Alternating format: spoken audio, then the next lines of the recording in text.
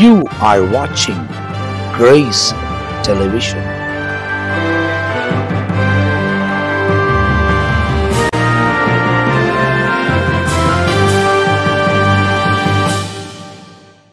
இயேசு கிறிஸ்துவின் நாமத்தில் உங்கள் யாவருக்கும் அன்பின் வாழ்த்துக்கள். இந்த நல்லது ஒரு காலை நேரத்தில் மறுபடியுமாய் இயேசுவோடு பேசும் நிகழ்ச்சியில் கிரேஸ் தொலைக்காட்சியின் வாயிலாக உங்களை சந்திப்பதில் மிகுந்த சந்தோஷமாக இருக்கிறேன். கத்தனமை தொடர்ந்து ஆசீர்வதிக்கிற தேவனாக இருக்கிறார். சங்கீதம் 121, the book of Psalms 121, beautiful psalm. 121வது சங்கீதம் ரொம்ப அழகான ஒரு சங்கீதம். ஏறக்குறைய 8 வசனங்களில் இந்த வார்த்தைங்க ரொம்ப அழகாக நம்ம இடத்துல ஆண்டவர் வெளிப்பட்டு இருப்பார். பாருங்கள், ஒரு அழகான ஒரு ஜெபம், எ பியூட்டிஃபுல் ப்ரேயர். அதனால் இந்த வசனத்தில் நம்ம வாசிக்கிறோம் என்னென்னு சொல்லி பார்க்கும்போது, எனக்கு ஒத்தாசை வரும் பர்வதங்களுக்கு நேராக என் கண்களை ஏறெடுப்பேன். தேவனை சார்ந்திருக்கிற ஒரு காரியம், எனக்கு ஒத்தாசை வரும், அவர் தான் எனக்கு ஒத்தாசை, அவர் தான் எனக்கு மை ஹெல்ப்பர், எனக்கு ஒத்தாசையாக இருக்கிறது, எனக்கு துணையாக இருக்கிறது அவர் தான் சொல்லி இந்த இடத்துல ஆரம்பிச்சிருப்பார். The Lord our protector, I look to the mountains, where will my help come from. எனக்கு ஒத்தாசை வரும் பர்வதம், நமக்கு ஒத்தாசை பர்வதமாக இருக்கிறவர் தேவன் தான். அதனால தேவனை எப்படி சொல்கிறார், எனக்கு ஒத்தாசை வரும் பர்வதமாய் தேவனை நான் நோக்கி பார்க்குறேன், அவரை மாத்திரம் சார்ந்திருக்கிறேன் அப்படின்னு சொல்லப்படும் போது, இதில் எவ்வளோ ஒரு நம்பிக்கையான ஒரு உறுதியான விசுவாசமான ஒரு வாழ்க்கை பாருங்கள். அப்போ இந்த பக்தன் என்ன எழுதுகிறார்னா, என்னுடைய நம்பிக்கை, எனக்கு ஒத்தாசை யாருன்னா பர்வதமாகிய என்னுடைய தேவன், அவரை தான் நான் மலை போல நம்பி இருக்கிறேன்.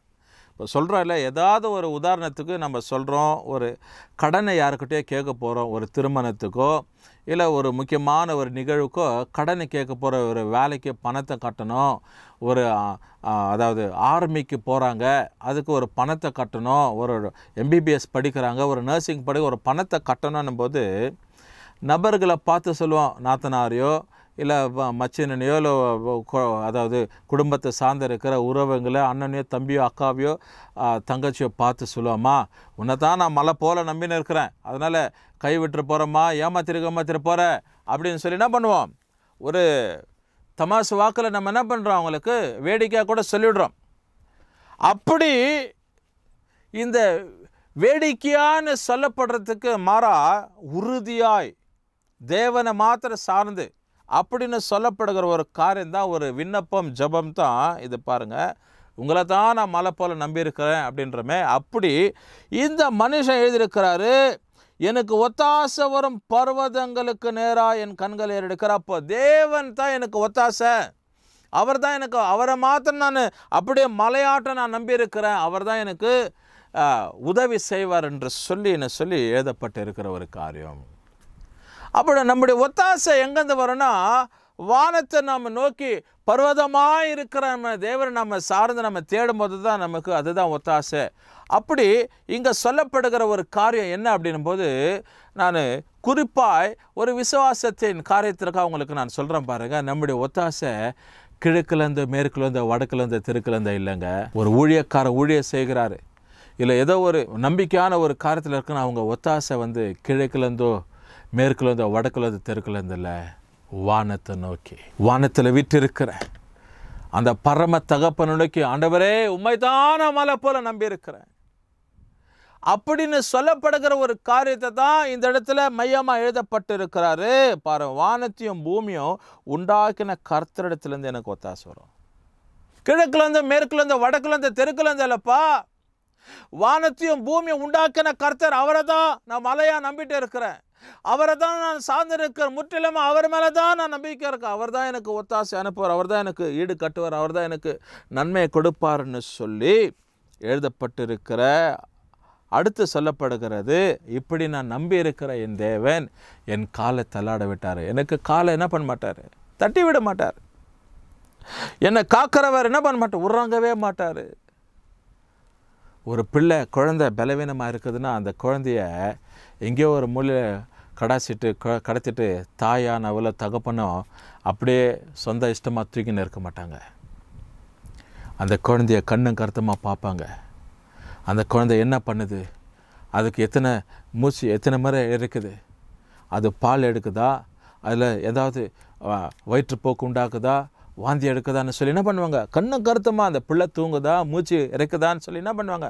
பார்த்துட்டே இருப்பாங்க. அப்படி போல் ஆண்டவர் இரவும் பகலும் தூங்காதபடி நம்மை பாதுகாத்து நடத்தி கொண்டே இருக்கிறார். எனக்கு அருமையான தேவச்சனமே, இந்த நல்ல காலை நேரத்தில் என்னுடைய நம்பிக்கை யார் மேலே இருக்குது? whom you are believing. யாரை நீ சார்ந்திருக்கிற? whom you are depending on. யாரை நீ நம்பி இருக்கிற? யாரை சார்ந்திருக்கிற? யார் மேலே உன் நம்பிக்கை இருக்கிறது? யாரை நீ நம்பி விசுவாசித்து கொண்டு இருக்கிற? இந்த தேவனுடைய மனுஷன் பக்தன் சொல்லுகிறார், எனக்கு ஒத்தாசை வரப்போற, நான் ஆண்டவரே உண்மை மாத்தந்தான் நான் மலை போல நம்பிட்டு இருக்கிறேன்ப்பான்னு சொல்லி எழுதினே வந்து அடுத்து கடைசி வசனத்தில் அவர் இப்படியா முடிக்கிறார் பாருங்க. கர்த்தர் உன் போக்கையும் உன் வரத்தையும் இதர் முதற்கொண்டு என்றென்றைக்கும் காப்பார். அதற்கு மேலெல்லாம் ஆண்டவர் அப்படியே அவர் மேன்மைப்படுத்தி கொண்டே வருகிறார்.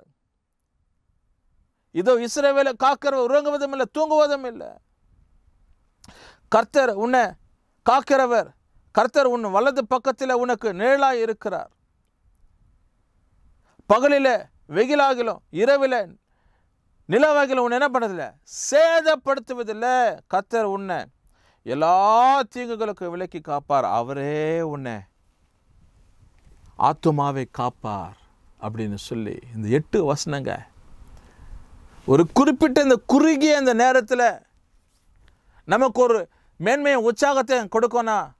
ஆண்டவர் பாருங்க, இந்த 8 வசனத்தில் ஆண்டவர் எப்படி மகிமைப்படுத்தி இந்த பக்தன் எழுதியிருக்கிறார். உடைய விசுவாசத்தை தேவன் மேலே போடு. ஆண்டவர் நான் உண்மை தான் மலையை போல் நம்பி இருக்கிறேன்ப்பா, நீங்கள் தான் எனக்கு ஒத்தாசை, நீங்கள் தான் எனக்கு எல்லாமே, நீங்கள் தான் உறங்காதபடி தூங்காதபடி காக்கிறவர், நீங்கள் தான் எனக்கு எல்லா திட்டத்தையும் வாய்க்க பண்ணுகிறவர், நீங்கள் தான் எனக்கு எல்லாவற்றுக்கும் எல்லாம் இருக்கிறீர்னு சொல்லி அவரை மாத்திரம் நீ நம்பி சார்ந்திருப்பாய். என்னுடைய வாழ்க்கையில் ஆண்டவர் மேன்மையானதை தருகிறவராக இருக்கிறார். The God will lead you in a higher position. The God will lift you up in everything, whatever you do, whatever you plan. என்ன கருமையான தேவச்சனமே, இந்த நல்ல காலை நேரத்தில் ஆண்டவரை மாற்ற நீ சார்ந்துரு. தேவன் உன்னோடு கூட இருப்பார். அவருடைய வலது கரம் உன்னை தாங்கும், அவருடைய நீதியின் கரம் உன்னை தாங்கும், அவருடைய பெரிய கரம் உன்னை தாங்கும். கர்த்தர் உன்னை ஆசீர்வதிப்பார். ஜெபிப்போமா? நல்ல பிதாவே, இந்த நல்ல காலை நேரத்தை கனடி செலுத்தி துதிக்கிறோம். 121 சங்கீதம் 1-8 வரலையும் நாங்கள் இந்த குறுகிய நேரத்தில் ஆண்டவர் 8 வசனத்தை நாங்கள் பார்த்துருக்கிறோம்ப்பா. எங்களுக்கு ஒத்தாசை வரும் பருவதங்களுக்கு நேரம் கண்களே எடுக்கிறேன். வானத்தையும் பூமி உண்டாக்கின கர்த்தரிடத்தில் எனக்கு ஒத்தாசை வரும். உன் காலை தள்ளாட விட்டார், உன்னை காக்கிற உறங்க. இதோ இஸ்ரவேலை காக்கிறதே உறங்குவதும் இல்லை தூங்குவதும் இல்லைன்னு சொல்லி ஆண்டவரே, பகலில் வெயிலாவில் இரவில் நிலவையில் உன்னை சேதப்படுத்துவதில்லைன்னு சொல்லி இந்த வசனங்கள் நாங்கள் ஆராய்ந்து அறிந்து இருக்கிறோம்ப்பா. கடைசி வசனமாகிய ஆண்டவரே தகப்பன் இந்த வசனம் சொல்லப்படுகிறது, கர்த்தர் உன்னை போக்கியும் உன் வரத்தையும் இது முதற்கொண்டு என்றென்றைக்கும் காப்பாருன்னு சொல்லி அப்படி எங்களை ஒவ்வொரு நாளும் காக்கிறவர் நீர் ஒருவரே. தொடர்ந்து ஆசீர்வாதம் பொறுப்பெடுத்துக் கொள்ளுங்க. இயேசு கிறிஸ்துவின் நாமத்தில் ஜெபிக்கிற நல்ல பிதாவே, ஆமென். கர்த்தர் உங்களை ஆசீர்வதிப்பார்.